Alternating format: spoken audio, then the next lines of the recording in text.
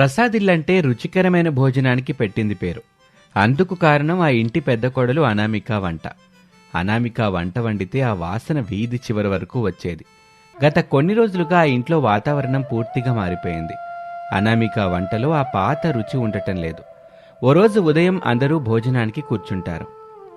అబ్బబ్బా, ఏంటనామిక ఇది? ఈరోజు కూడా పప్పుకూర రుచిగా లేదు. అసలు ఈ మధ్య నీకేమైంది? నీ వంట ఒకప్పట్లా రుచిగా ఉండట్లేదు. ఏవండి, నేనెప్పట్లాగానే శ్రద్ధగానే వంట చేస్తున్నాను. ఎప్పుడు వేసే మసాలాలా వేస్తున్నాను. కానీ రుచి ఎందుకు రావడం లేదు నాకు అర్థం కావట్లేదు. అవునమ్మా అనామిక, రమేష్ ఏదో కోపంలో అన్నాడు గాని నిజంగానే కూరల్లో ఆ పాత రుచిలేదు తల్లి. తింటంటే ముద్దే దిగటం లేదు. బహుశా అనామిక వదనికి రెస్ట్ కావాలేమో. రోజు వండి వండి వదనికి బోరు కొట్టినట్టుంది. అవని కూడా వంట బాగానే చేస్తుందిగా. రేపటి నుంచి తను వంట చేస్తుంది. నేనా సురేష్, నేను ఆఫీస్ వర్క్లో బిజీగా ఉన్నాను కదా. అయినా సరే అనామిక అక్క పడుతున్న కష్టం చూస్తుంటే నాకు బాధగానే ఉంది. రేపు నేను అంజలి కలిసి వంటింటిని హ్యాండిల్ చేస్తాంలే. ఏమంటావు అంజలి? అంజలి ఫోన్లో రీల్స్ చూస్తూ ఇలా అంటుంది. ఏంటక్క ఆ వంట? ష్యూర్, రేపు నేను వండే వంటకి అందరూ ఫిదా అయిపోవాల్సిందే. కుకింగ్ విత్ అంజలి అని లైవ్ పెట్టేస్తాను. లైవ్ కాదు తల్లి, జాగ్రత్తగా వండండి. ముందు నీ వంట తిని మేం లైవ్గా ఉండాలి కదా. మరుసటి రోజు మధ్యాహ్నంలో ఒక సందడి మొదలైంది. అవని కూరకి కావాల్సినవి సిద్ధం చేస్తుంది. అంజలి ఫోన్ని ఒక పక్కన పెట్టి రికార్డింగ్ ఆన్ చేసింది. అంజలి, ఆ ఉల్లిపాయలు త్వరగా తరుగు. నాకు ఈ స్మెల్, ఆ ఉల్లిపాయల స్మెల్ పడదు. మళ్ళీ అవి తరిగితే నా కళ్ళలో నీళ్లు వస్తాయి.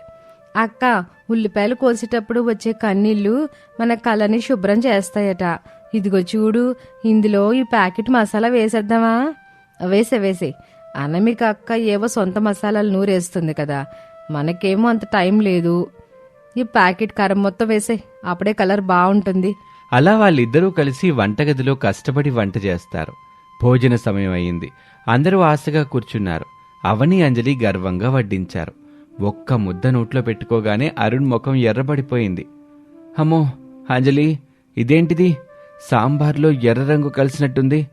ఘాటు లేదు, రుచి లేదు, కేవలం ఎర్రగా కనిపిస్తుంది అంతే. అవని, ఇదేనా నీ డైట్ వంట? చప్పగా ఉంది. కారం వేయలేదా ఏంటి? ఏం మాట్లాడుతున్నారు? ప్యాకెట్ మొత్తం అంజలి వేసేసింది. అయినా ఆ కారం రంగు చూస్తుంటేనే భయమేస్తుంది. మరి రుచి ఎందుకు రావట్లేదు? మీరందరూ గొడవ పడ్డం ఆపండి. వంటింట్లో నాకు 30 ఏళ్ల అనుభవం ఉంది. ఇక రేపే నేను వంట చేస్తాను. ఇన్నాళ్ళు నా కోడలు ఉండారుగా, రేపు మీ అత్తమ్మ చేతి వంట రుచి అంట చూపిస్తాను. మరుసటి రోజు శారద పాత పద్ధతిలో కట్టెల పొయ్యి మీద వంట చేయటం మొదలుపెట్టింది. ఆ వంటకి ఇల్లంతా మంచి వాసన వస్తుంది. ఇంట్లో అందరూ అమ్మయ్యా, ఈరోజు శారద రుచికరమైన వంట చేస్తుంది అని ప్రశాంతంగా అనుకున్నారు.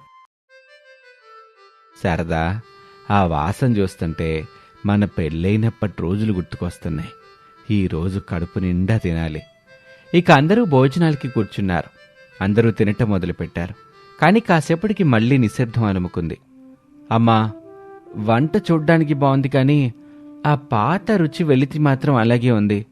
కూర రంగుంది కానీ బాగుంది, కానీ కూరలో కారం సరిగ్గా లేదు. నీ వంట కూడా అంతగా బాగోలేదమ్మా. అదేంట్రా, నేనన్నీ కరెక్ట్గానే చేశానే. అప్పుడే అనామిక వంటింట్లో నుంచి ఒక కారం డబ్బా పట్టుకుని బయటకు వస్తుంది. ఆగండి, అతే గాని ఏమీ అనకండి. తప్పు వండడంలో లేదు, తప్పు మనం వాడుతున్న ఈ కారంలో ఉంది. ఏంటక్క కారం డబ్బా చూపిస్తున్నావు? అది మనం మొన్నే కదా మార్కెట్లో కొన్న సూపర్ బ్రాండ్ కారం కదా. చూడండి, ఈ కారం చూస్తుంటే ఎంత ఎర్రగా ఉందో, కానీ రుచి లేదు. కేవలం చెక్క పొడి తిన్నట్టుంది. ఇందులో రంగు కోసం రసాయనాలు, ఘాటు లేకుండా ఏదో పొడి కలుపుతున్నారు. అందుకే అత్తయ్యగారు వండినా నేనుండినా ఆ కూరకి అసలైన రుచి రావట్లేదు. మనిషికి ఆహారమే ప్రాణం. ఆ ఆహారం రుచిగా ఉండాలంటే మనం వాడే కారం కూడా స్వచ్ఛంగా ఉండాలి. నిజమేనమ్మా, ఇప్పుడు మార్కెట్లో అన్నీ కల్తీవే దొరుకుతున్నాయి. మరి దీనికి పరిష్కారం ఏంటి? పరిష్కారం మన దగ్గర ఉంది మావయ్య గారు.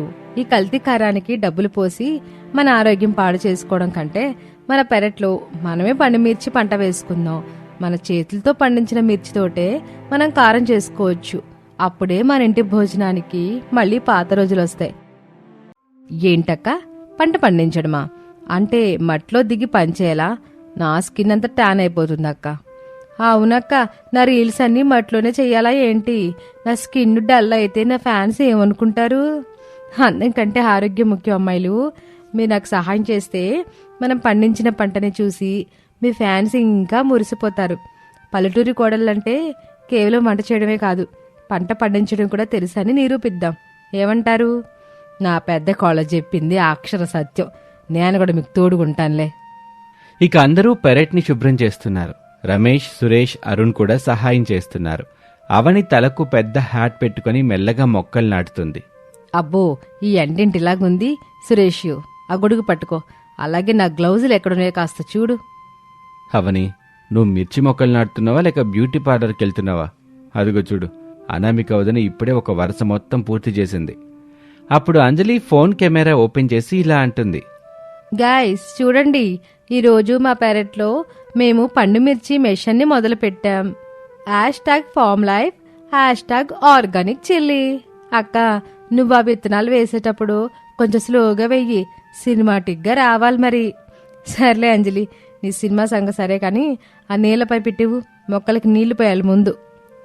శారదా, చూడు మన కోడళ్ళని. ఒకప్పుడు పట్టు చీరలతో హుందాగా ఉండేవాళ్ళు, ఇప్పుడు మట్టిలో పని చేస్తున్నారు. ఇదేనమ్మా అసలైన అనుబంధం అంటే. అలా రోజులు గడిచాయి. అనామిక పర్యవేక్షణలో అవని, అంజలి కూడా శ్రద్ధగా పనిచేయటం నేర్చుకున్నారు. మొదట్లో అయిష్టత చూపించినా మొక్కలు మొలకెత్తటం చూశాక వాళ్లలో తెలియని ఉత్సాహం వచ్చింది. పెరడంతా పచ్చటి మిర్చి మొక్కలతో నిండిపోయింది. మెల్లగా కాయలు కాసి అవి ఎర్రగా పండు మిర్చిగా మారటం మొదలైంది. ఆ దృశ్యం చూస్తుంటే ఆ ముగ్గురి కళ్ళల్లో ఏదో తెలియని సంతృప్తి. ఇక కోత సమయం వచ్చింది. పెరడంతా ఎర్రటి పండు మిర్చితో నిండిపోయింది. అందరూ బుట్టలు పట్టుకొని మిర్చి తీస్తున్నారు. అక్క, అదిగో చూడు, ఆ కాయ ఎంత పొడవుగా ఉందో. అసలు ఆ రంగు చూస్తుంటేనే కళ్ళలో నీళ్లు తిరుగుతున్నాయి. ఇక్కడే ఉంటే నాకు తుమ్ములు వస్తున్నాయి అక్క. అవునక్క, నాకు కూడా ముక్కు దురదగా అనిపిస్తుంది. ఈరోజు నా ఇన్స్టాగ్రామ్ పేజ్ అంతా రెడ్ కలర్లో ఉండబోతుంది. అరుణు, ఆ బొట్టిటి తీసుకురా. బాబోయ్, ఈ ఘాటు ఇప్పుడే మొదలైందా? నా ముక్కు ఎర్రబడిపోతుంది. ఇదమ్మా అసలైన కారం అంటే. రంగు కోసం రసాయనాలు అక్కర్లేదు, ఘాటు కోసం ఏవో కలపక్కర్లేదు. ఇప్పుడే వీటిని ఎండబెట్టి మనం కారం దంచేద్దాం. ఆ మిర్చిని మేడ మీద ఎండబెట్టారు. ఆ తర్వాత రోట్లో వేసి దంచటం మొదలుపెట్టారు. రండి రండి, రోలు సిద్ధం చేశా. ముగ్గురు కోడలు కలిసి దంచండి. అక్క, ఇది చాలా బరువుగా ఉంది. ఒక దెబ్బ వేయగానే నా భుజాలు నొప్పులు ఆడుతున్నాయి. నేను వేస్తాను చూడు. అంజలి వేగంగా దంచటం మొదలుపెట్టింది. చుట్టూ ఉన్న కారప్పొడి గాలిలోకి లేచింది. దాంతో అందరికీ ఒకేసారి తుమ్ములు మొదలయ్యాయి. బాబోయ్, ఆపండమ్మా ఆపండి, ఆ ఘాటు వాసన మా గది వరకు వచ్చేస్తుంది. అరుణు, నీ పెళ్ళానికి చెప్పరా ఆపమని. నేను చెప్పలే నాన్నా, నాకే ఊపిరి ఆడట్లేదు. కానీ ఆ వాసనకి అబ్బా, ఈరోజు వంట మామూలుగా ఉండదేమో అనిపిస్తుంది. అక్క, నా ముఖమంతా మంటగా ఉంది. ఇది ఎక్కడ కారం అక్క? ఇదే అవని అసలైన కారం అంటే. మన చేతులతో దంచిన కారంలో ఉండే ఆ మ్యాజిక్ ఇదే. ఇక చాలు, దెబ్బలో పెట్టేద్దాం పదండి. ఆ కారంతో అనామిక మళ్లీ వంట చేసింది. ఇక భోజన సమయం. ఈసారి అందరూ చాలా భయపడుతూ కూర్చున్నారు. ఎందుకంటే ఆ కారం ఘాటు అందరికీ తెలుసు. అమ్మ అనామిక, కొంచెం చూసి వడ్డించి తల్లి. ఆ కారం ఘాటుకి నా పేగులు కరిగిపోయేలాగున్నాయి. రమేష్ మొదటి ముద్ద తిని నిశ్శబ్దంగా ఉండిపోయాడు. కళ్ళల్లో నీళ్లు తిరుగుతున్నాయి. కానీ అది ఆనందంతో. ఏమైందన్నయ్య, కూర ఏమన్నా ఘాటుగా ఉందా? లే సురేష్, ఘాటు కాదు. ఇది తింటుంటే చిన్నప్పుడు అమ్మ రోట్లో దంచి చేసిన కారంతో వండిన రుచి గుర్తొచ్చింది. అనామిక, అద్భుతం. ఈరోజు కడుపు నిండా తింటున్నాను. నిజమేనమ్మా, ఆ కల్తీ కారం తిని తిని మన నాలుకలు చచ్చుపడిపోయినాయి. ఈరోజు ఈ పండు మిర్చి కారంతో తింటుంటే జన్మ ధన్యమైందనిపిస్తుంది. ఈ రుచి అసలు దేనికి రాదు. అవునక్క, కొంచెం మంటగా ఉన్నా సరే టేస్ట్ మాత్రం అద్దిరిపోయింది. నా స్కిన్ ట్యాన్ అయినా పర్వాలేదు. ఈ వంట తింటే ఆ బాధ అంతా మర్చిపోయాను. గాయస్, ఈ వీడియో చూస్తున్న నా ఫ్యాన్స్ అంతా ఒక లైక్ కొట్టుకోండి. మీకోసం ఈ వీడియో చేస్తున్న మా వాళ్ళు హ్యాపీ అవుతారు. ఆ రోజు నుంచి ప్రసాద్ ఇంట్లో భోజనం మళ్ళీ ఒక పండగలా మారిపోయింది. తోటికోడల మధ్య ఉన్న బంధం ఆ పంట వల్ల ఇంకా బలపడింది. అయితే కారం ఆ ఘాటు ఊరంతా వ్యాపించింది. ఊర్లో ఉన్న గ్రామస్తులు ప్రసాద్ ఇంటికి రావటం మొదలుపెట్టారు. శారదక్క, ఏంటి నీ కోడల్లో ఏదో స్పెషల్గా కారం పండించారట కదా, ఆ వాసన మా వీధి వరకు వస్తుంది. మా ఇంట్లో వంటలు కూడా అసలు రుచి ఉండట్లేదు. ఆ కల్తీ కారం తిని ఇసుకుపోయాం. మాకు కూడా కొంచెం ఇస్తారా? నాకు విన్నావా, జనాలు క్యూ కట్టేస్తున్నారు. మన కారానికి విపరీతమైన డిమాండ్ ఉంది. అవునక్క, మనం దీన్ని ఒక బ్రాండ్ చేద్దాం.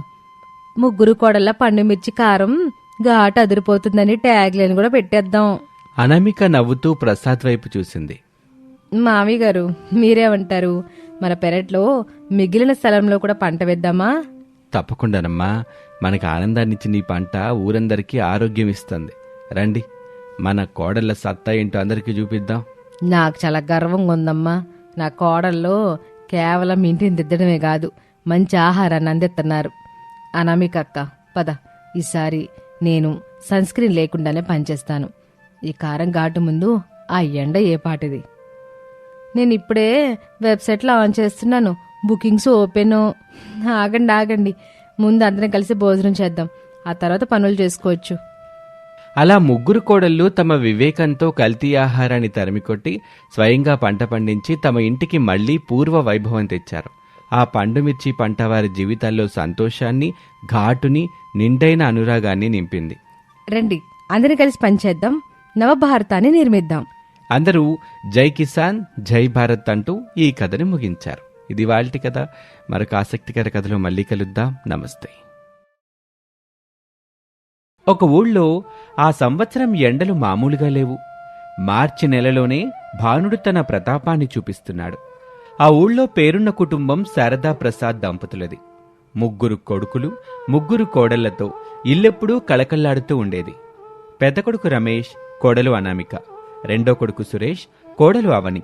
మూడో కొడుకు అరుణ్, కోడలు అంజలి. ఈ ముగ్గురు తోటి కోడళ్ళు ఒకరికొకరు ప్రాణపదంగా ఉండేవారు. కాని ఆ 7 మండుతున్న ఎండలు వారి సహనానికి పరీక్షగా నిలిచాయి. ఓ రోజు ఇంట్లో శారద నుదిటి మీద చెమటని తుడుచుకుంటూ చేతిలో ఉన్న తాటాకు విసునికర్రతో విసురుకుంటూ ఇలా అంటుంది. అబ్బాబ్బాబ్బా, ఏంటో ఈ ఏడాది సూర్యుడు పగబట్టినట్టున్నాడు. ఉదయం 8 అవ్వకముందే ఒళ్ళు సెగల బుట్టేస్తుంది. మధ్యాహ్నం అయితే ఇక బయట అడుగు పెట్టలేం. అవునే శారద, ఈ కాంక్రీట్ ఇల్లు పగలు వేణి వీల్చుకొని రాత్రికి నిప్పుల కొలిమిలా మారుతుంది. ఫ్యాన్ వేసినా సరే పైన కప్పు నుండి వేడిగాలు దిగుతుంది. ఊళ్ళో చెరువులు కూడా ఎండిపోతున్నాయి. అవును మావయ్య, రాత్రిళ్ళు పక్క మీద పడుకుంటే మంటలు వచ్చేస్తున్నాయి. చల్లటి నీళ్లతో బట్ట తడిపి నేల మీద వేసుకుని పడుకున్నా సరే 10 నిమిషాలకే అది ఆరిపోతుంది. అక్క, నాకైతే ఈ గదిలో పొయ్యి దగ్గర నిలబడ్డం నరకంలా ఉంది. బయట ఎండసెగ, లోపల వంటసెగ. చెమటతోటి బట్టలన్నీ తడిసిపోతున్నాయి. ఏదైనా ఉపాయం ఉంటే బాగుండనిపిస్తుంది అక్క. అత్తయ్య, నిన్న పేపర్లో చదివాను, ఈ ఏడాది వడదెబ్బ వల్ల చాలా మంది ఇబ్బంది పడుతున్నారంట. మనం ఎంత నీళ్లు తాగినా, మజ్జిగ తాగినా ఈ వేడిని తట్టుకోలేకపోతున్నాం. మన ఇంట్లో ఎక్కడా ఒక చల్లటి మూల కూడా లేదు. ఏమనమ్మా, పాత రోజుల్లో అయితే మా నాన్నళ్ళు మిద్దెళ్ళలో ఉండేవాళ్ళు. పైన మట్టి కోతుండడం వల్ల లోపల చల్లగుండేది. కానీ ఇప్పుడు అన్నీ ఇలాంటి ఇల్లే కదా. ఏసీలు పెట్టుకుందామంటేనేమో ఊర్లో సరిగ్గా వోల్టేజ్ ఉండదు. పైగా కరెంటు బిల్లు చూస్తే గుండె ఆగిపోద్ది.